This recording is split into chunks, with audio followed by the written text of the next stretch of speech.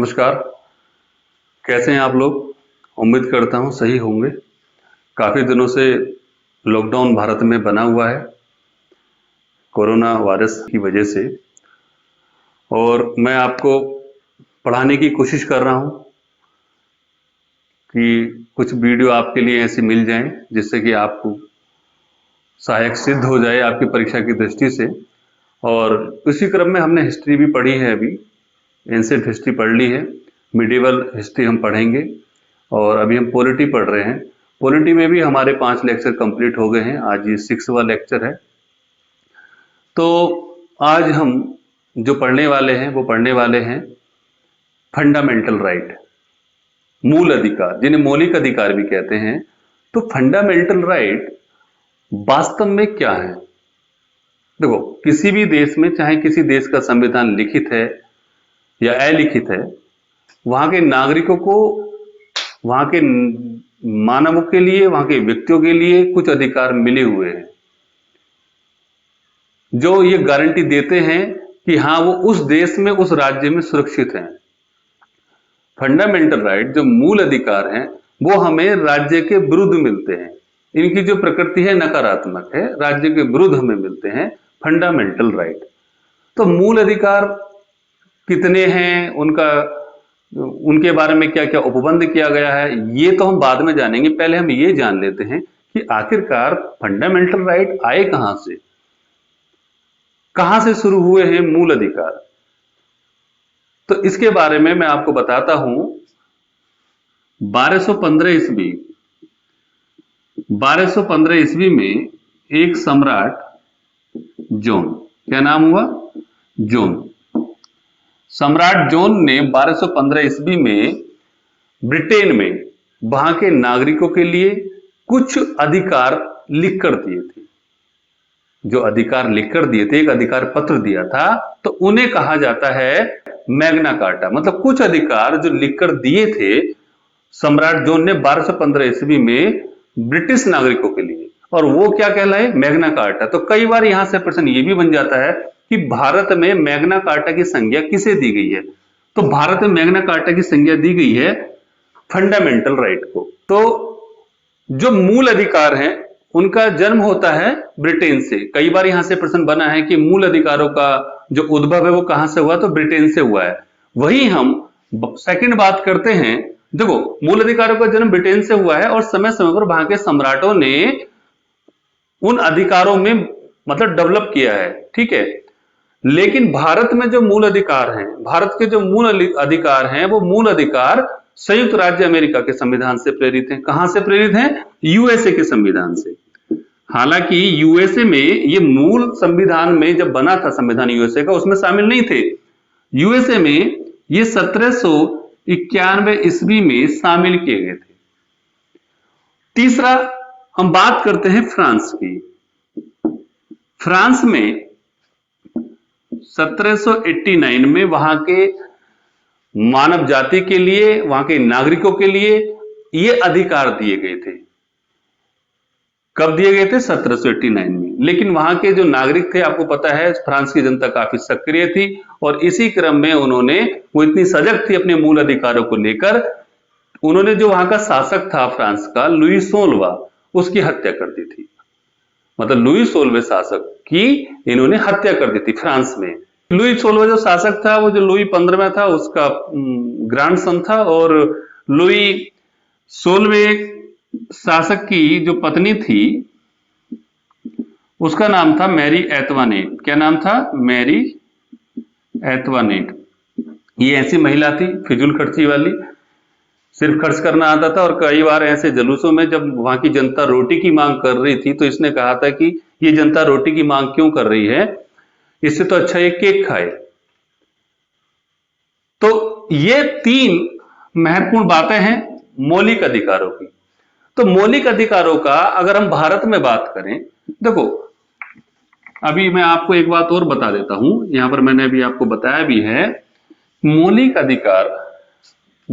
अधिकार का जो उपयोग है वो किसके लिए है?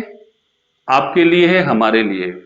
अभी बहरहाल कोरोना के चलते आपके कुछ फंडामेंटल राइट जो भारतीय संविधान ने आपको दिए हैं, उन्हें रोक दिया गया है, आपको वो इस समय नहीं मिल रहे हैं। जो आर्टिकल 19 में आपको स्वतंत्रता संबंधी अधिकार हैं, सभा करने का अधिकार, संगठन बनाने का अधिकार, घूमने का अधिकार, तो ये कोरोना के चलते आपको इस समय तो मिल नहीं रहे। तो अधिकार तो मिले हुए हैं, लेकिन उस पर राज्य युक्ति युक्त प्रतिबंध लगा सकता है। यह भी भारतीय संविधान ने कहा है कि जो आपको फंडामेंटल राइट मिले हैं, जानो आप कि आपको क्या क्या अधिकार हैं, आपको भारतीय संविधान से क्या क्या अधिकार मिले हैं, आपके जानने का यह फर्ज बनता है।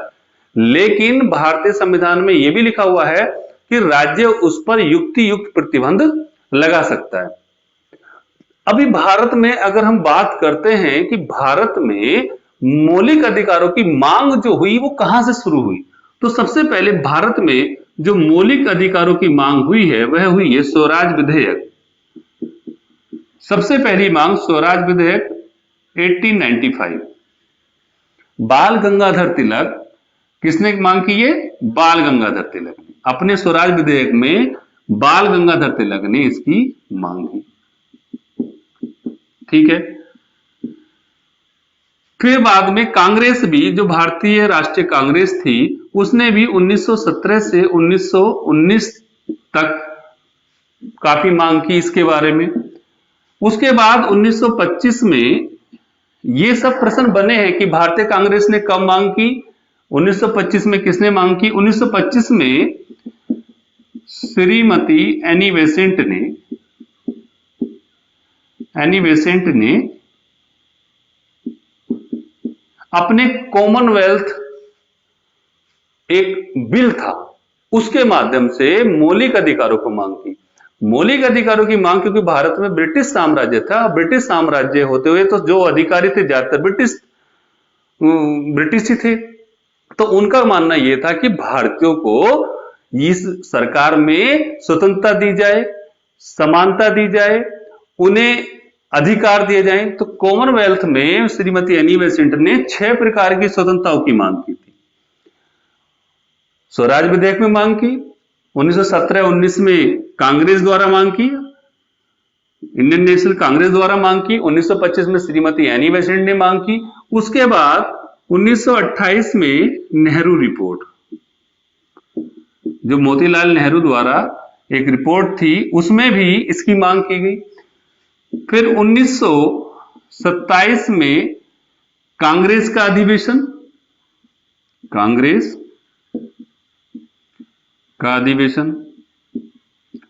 और 1930 में कांग्रेस का कराची अधिवेशन में भी फंडामेंटल राइट, मौलिक अधिकारों की मांग की गई थी। हालांकि 1931 में जब दूसरा गोलमेज सम्मेलन था, महात्मा गांधी जब वहां गए थे तो उन्होंने भी मूल अधिकारों की मांग उठाई थी, लेकिन संसदीय सरकार, जो ब्रिटिश गवर्नमेंट थी, उन्होंने 1934 में उस मांग को खारिज कर दिया और 1935 के अधिनियम में उसे कोई जगह नहीं दी। जो भारत शासन अधिनियम बना बाद में 1935 में, तो उसमें भी कोई जगह नहीं दे पाए मौलिक अधिकारों को। बाद में तेज बहादुर सप्रू ने 1945 में मौलिक अधिकारों को मांग की। और जब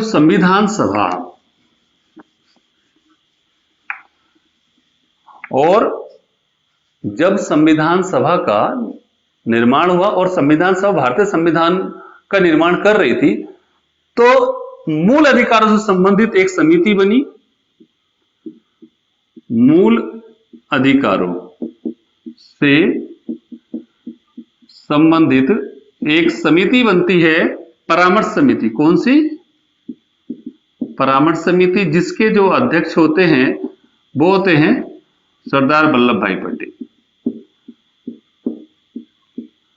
सरदार वल्लभ भाई पटेल ये अध्यक्ष होते हैं, और इसमें जो उप समिति होती है इसी की, उसके अध्यक्ष होते हैं जे.बी. कृपलानी।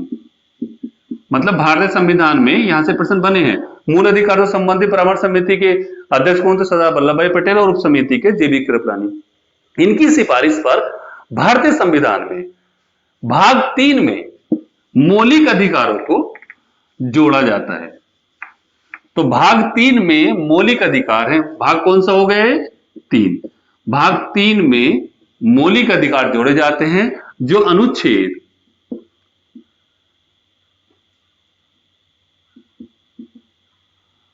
12 से 35 तक। यहां तक समझ में आया आपके? भारत में जो मौलिक अधिकार हैं जो भाग 3 में है, कौन से अनुच्छेद से हैं? 12 से और 35 तक। तो ये था मौलिक अधिकारों का भारत में विकास, कि किस प्रकार से मौलिक अधिकार आए। जब भारतीय संविधान बना तो उस समय भारतीय संविधान में जो मूल संविधान था 7 प्रकार के मौलिक अधिकार दिए गए। कितने प्रकार के दिए गए? 7 प्रकार के। जिसमें जो हमारे संविधान में मौलिक अधिकार मिला हुआ था वो था संपत्ति का अधिकार। संपत्ति का अधिकार मिला हुआ था, जिसे बाद में 44वें संविधान संशोधन, 44वें संविधान संशोधन द्वारा 1978 में हटा दिया गया और इसे अनुच्छेद 31 से हटाकर 31 से आर्टिकल 300 का में ट्रांसफर कर दिया गया। और इसे कैसा अधिकार बना दिया गया? पहले यह था एक फंडामेंटल राइट, बाद में इसे बना दिया विधिक अधिकार। कैसा अधिकार बना दिया? विधिक अधिकार, मतलब कानूनी अधिकार इसे बना दिया जाता है। ठीक है। और किसकी गवर्नमेंट थी उस समय? भारत का प्रधानमंत्री कौन था? उस समय भारत का प्रधानमंत्री थे मोरारजी देसाई, जो 24 अप्रैल 77 को प्रधानमंत्री बनते, 24 मार्च 77 को भारत के प्रधानमंत्री बने थे और 79 तक वो प्रधानमंत्री रहे थे। तो उसी बीच में, उन्हीं के समय में ये कॉन्स्टिट्यूशन अमेंडमेंट होता है 44 1978, 44वां संविधान संशोधन हुआ और संपत्ति के अधिकार को मौलिक अधिकार से हटाकर एक कानूनी अधिकार बना दिया गया। तो भारत में अब जो हमारे संविधान में मौलिक अधिकार हैं वो कितने मौलिक अधिकार हैं? इस समय हमें 6 प्रकार के मौलिक अधिकार प्राप्त हैं। कितने प्रकार के? 6 प्रकार के। 6 प्रकार के मौलिक अधिकार प्राप्त हैं, जिसमें पहले आता है जो मौलिक अधिकार है समानता का अधिकार।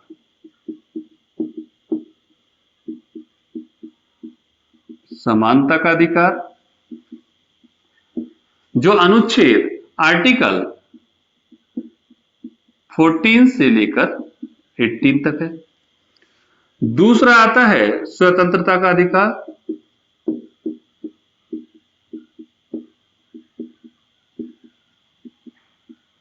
जो अनुच्छेद 19 से लेकर 22 तक है।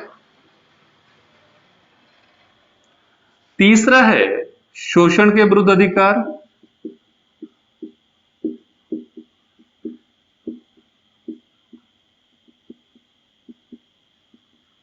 जो अनुच्छेद 24 में है। फोर्थ है धार्मिक स्वतंत्रता का अधिकार,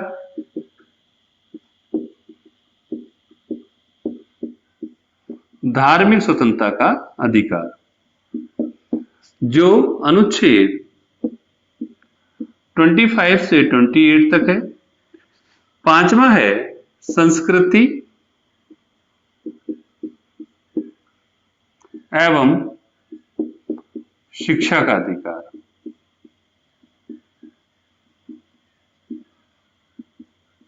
जो अनुच्छेद 29 से 30 तक है। और जो 6 है, जो लास्ट है, वो है संवैधानिक उपचारों का अधिकार। संवैधानिक उपचारों का अधिकार, ये सबसे महत्वपूर्ण फंडामेंटल राइट माना गया है अनुच्छेद 32 और इसे डॉक्टर भीमराव अंबेडकर ने संविधान की आत्मा भी कहा है। किसे? संवैधानिक उपचारों के अधिकार को। तो ये 6 प्रकार के हमारे फंडामेंटल राइट हैं। इनमें से कुछ ऐसे मौलिक अधिकार हैं जो नागरिकों को मिलते हैं, जो भारत के सिर्फ नागरिकों को मिलते हैं, और कुछ ऐसे अधिकार भी हैं जो व्यक्तियों के विरुद्ध हैं, जो व्यक्तियों के विरुद्ध है, और कुछ ऐसे अधिकार हैं जो व्यक्तियों को मिलते हैं। तो उनके बारे में हम चर्चा करेंगे। देखो, यहां पर आर्टिकल 12 से 35 तक है फंडामेंटल राइट। लेकिन यहां मैंने लिखा है अनुच्छेद 14 से 18 तक। तो इससे पहले जो हमारे दो फंडामेंटल राइट हैं, आर्टिकल 12 और आर्टिकल 13, इनके बारे में आज हम जानेंगे। उसके बाद हम जो नेक्स्ट जानेंगे, फिर जानेंगे समानता के अधिकार से, और 32 के बाद 34, वो 33, 34 और 35 के बारे में जानेंगे। तो सबसे पहले हम जान लेते हैं कि आर्टिकल 12 क्या कहता है। तो यहां तक आपके समझ में आया होगा, आई होप। तो आर्टिकल अनुच्छेद 12 बहुत महत्वपूर्ण है, यहां से बन जाते हैं प्रश्न। अनुच्छेद 12 क्या कहता है? अनुच्छेद 12 में है राज्य की परिभाषा। राज्य की परिभाषा मतलब यह है कि राज्य कौन होगा। राज्य कोई एक स्टेट, यहां स्टेट से कोई मतलब नहीं कि कोई एक स्टेट राज्य होगा। यहां बताया गया है कि राज्य कौन होगा। तो राज्य की परिभाषा के अंतर्गत इसमें सबसे पहले देखो, जो अनुच्छेद 12 में राज्य शब्द की परिभाषा दी गई है, वही आर्टिकल 152 में भी राज्य शब्द की परिभाषा दी गई है। तो सबसे पहले हम राज्य शब्द को जान लेते हैं कि राज्य है क्या। तो राज्य शब्द की परिभाषा भारत सरकार एवं संसद, ये राज्य शब्द की परिभाषा में आते हैं। कौन कौन? भारत सरकार एवं संसद, राज्यों के विधानमंडल,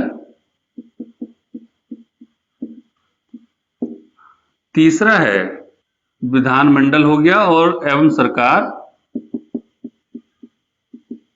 राज्यों के, तीसरा स्थानीय प्राधिकारी, और चौथा है इसमें अन्य प्राधिकारी, मतलब जो जैसा निर्णय जो न्यायालय ने दिया हो, अन्य प्राधिकारी। कुछ न्यायिक निर्णय भी ऐसे रहे हैं जिन्हें राज्य माना गया है। तो ये आते हैं राज्य की शब्द की परिभाषा में। मतलब इसके अंतर्गत जैसे कि भारतीय जीवन बीमा निगम हुआ, वो भी एक राज्य है। जैसे कि यूनिवर्सिटी हुई, वो भी एक राज्य है। तो अनेक ऐसे जो भारत सरकार और संसद है, राज्यों के विधानमंडल, ये तो है ही राज्य। जो स्थानीय प्राधिकारी हैं, मतलब जिन्हें विधि बनाने का या आदेश ऐसा कोई जारी करने का अधिकार प्राप्त है, वह भी राज्य की श्रेणी में आते हैं। और वह राज्य किसी भी व्यक्ति के या जहां पर नागरिक की बात की गई है, उनके मौलिक अधिकारों का हनन नहीं कर सकते। ये अनुच्छेद 12 में कहा गया है कि ये राज्य की परिभाषा के अंतर्गत आएंगे। वही अनुच्छेद 13 की बात अगर मैं करूं, अनुच्छेद 13 मतलब आपके मूल अधिकार को कोई भी कानून कम नहीं कर सकता।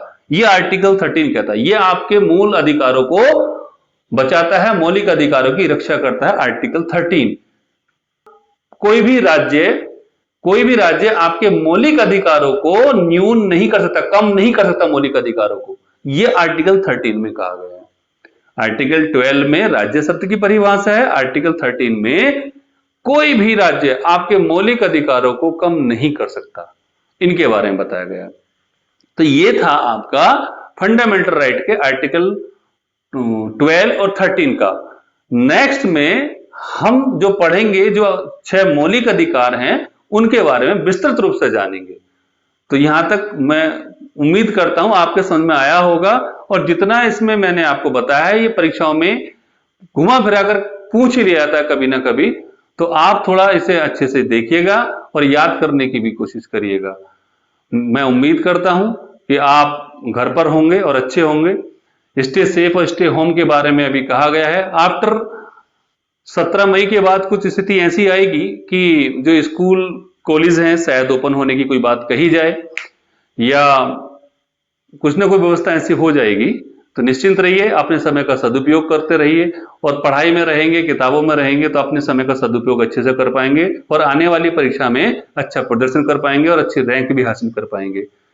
तो आज के लिए इतना ही। थैंक्स।